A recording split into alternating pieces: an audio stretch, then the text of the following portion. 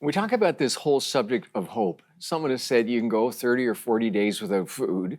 You can go about 3 days without water and about 3 minutes without air. But you only go about 3 seconds without hope. Billy Graham once spoke to Winston Churchill, and Prime Minister Churchill asked Graham, he said, "Is there any hope?" And he said in response, these timeless words, he said, "Jesus Christ is our hope." And as we journey through the program today, we want to unpack the whole subject of hope, especially when our dreams are dashed and they've fallen apart.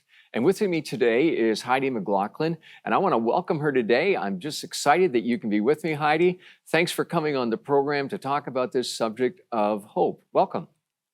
Oh, Mike, it's such a pleasure to be on here with you. And it is a topic we definitely need to talk about right now. It is. Yeah, and before we dive into your personal story, you're living in Kelowna, British Columbia, kind of cut off from the lower mainland. What is the feeling, the sentiment there that you're hearing?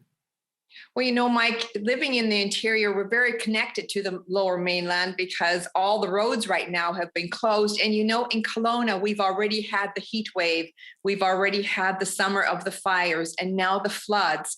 And there's cities close to us that are completely flooded out, Merritt and Princeton. And it's hard. People are getting weary, and we're so heartbroken for all the people in the lower mainland, but also here in the interior, we're cut off. We can't go anywhere by car. Well, you said something very interesting. People are growing weary. Yeah. And, Yes. when our hopes are dashed, when the balloon has been deflated, how do you pump it back up? And you know that personally. And I want you to share a little bit of your journey, kind of the backstory, and then Julie is going to be interviewing you later on about the book that you've written, because you've not only are a great author, but you're a speaker, you're an international traveler as you speak in different places, but you've experienced the loss of loved ones in a profound way. Tell me, first of all, about Dick and then Jack. Oh, thank you, Mike, for asking. As a matter of fact, in 9 days, it's going to be 27 years since my first husband, Dick, died. December 8th, before Christmas, the house was ready. Our hopes were high. We were so excited.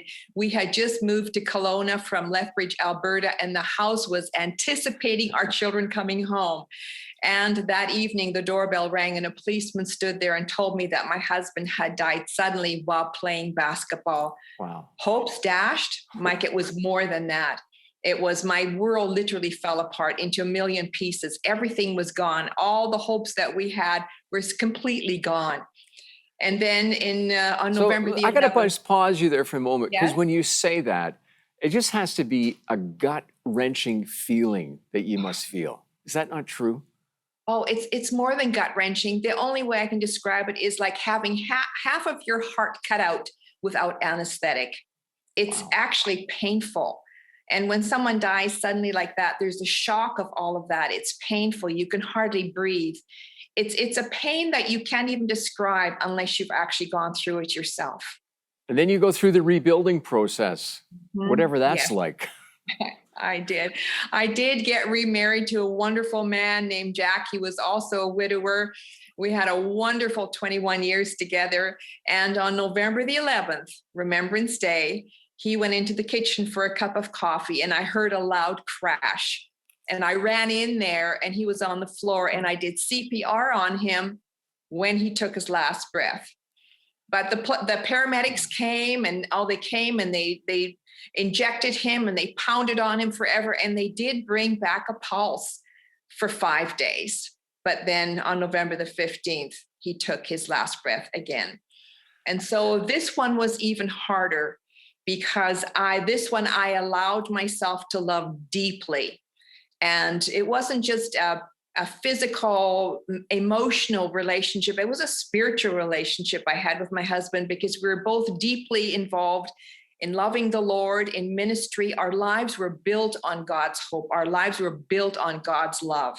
And so losing half of that was gut-wrenching. And it was so incredible, actually, that 3 months after he died, I was diagnosed with PTSD. Wow. So it just feel like you're getting kicked everywhere. And I remember tracking from a distance. We were living in Chilliwack then when Jack was going through those 5 days before his life officially came to an end. I mean, he had been such an encouragement to me personally, and both of you to our daughter, Ashley. That's a whole backstory in itself. But talk to me about the PTSD, just like one thing after another. Well, I thought I was fine because the first 3 months when you're going through tragedy, you're trying really hard. I can do this. I'm a spiritual person. I have strength. I can do this.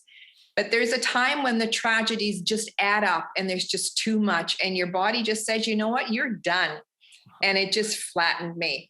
And there was days I could hardly get out of bed. And I had to have people come and take care of me. For a while, I had to move into a friend's home. I had to have help. I needed trauma counseling. I needed regular counseling. I needed medication. I needed help to get me through this darkest valley that anybody could ever get through. And we need help. We need hope. But there's those two. There's help and there's hope. There's the practical help and there's hope. Okay, help and hope. I'm going to invite Julie to join us in the conversation right now. Okay. Yeah, actually, I was just going to say, I would really love you to expound on that more about the difference between help and hope and how they go hand in hand. Yeah. Yes. Well, with help, our bodies physically shut down sometimes when we're going through incredible tragedies. And we need doctors and we need counselors and we need that. We need that. We need friends to come alongside of us and to walk with us and to pray with us and to help us and to bring us meals. That's the practical help that God has placed on this earth through other people, which is so wonderful. We can't survive without it. But then there's the hope. And now the hope for me was the first line of the 23rd Psalm. I know that that's such a familiar psalm, but the Lord is my shepherd. And I had to ask, who is this Lord who is my shepherd? Who is he? After the deaths of 2 husbands, can I trust him? What is his character? What are his attributes? Can I literally lean into him to help me to come through this dark valley? It's interesting how we have to break it down and make it so simple, because if you don't, it's just everything, your mind can be spinning and there's so many thoughts, but we have to get right down to the basics. And I think that's really awesome when you take it right from Psalm 23.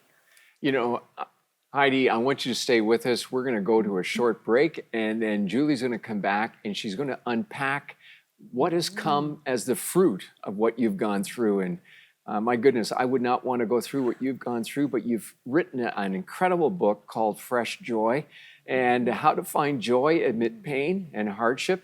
And I know that this is an important subject for people to hear as we enter this Advent season, because once again, God's hope is heaven's handle for us to hold on to in hard times. Stay with us. Julie's going to be right back with Heidi Mclaughlin.